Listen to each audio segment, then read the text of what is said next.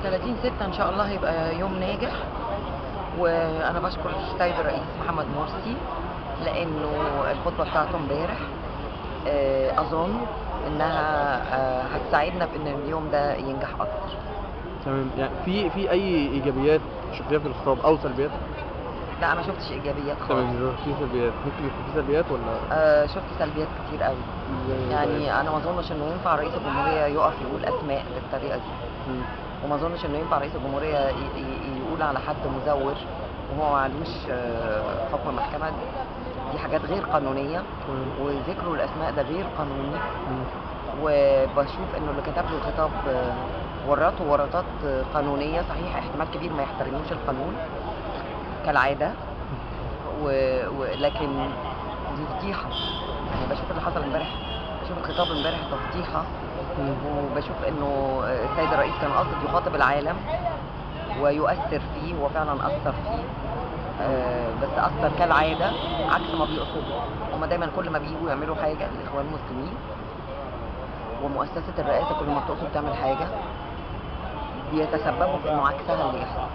فهو كان قاصد يأثر في العالم وكان يخاطب العالم، لم يكن يخاطب الشعب المصري طبعا، لأنه لو كان بيخاطب الشعب المصري فهو الشعب المصري عارف إن في أزمة بنزين وأزمة حقيقية، وإن في أزمة سولر وأزمة حقيقية.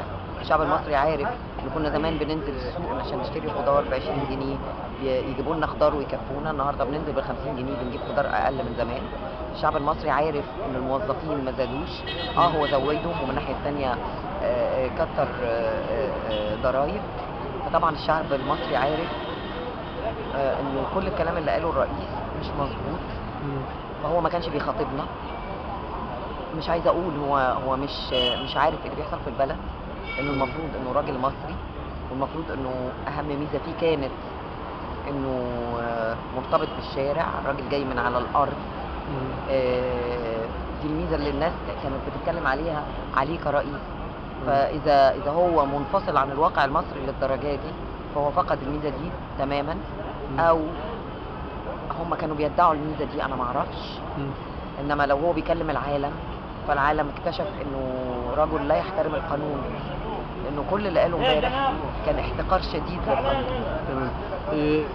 كلمة أخيرة للرئيس مرسي يوم 30/6.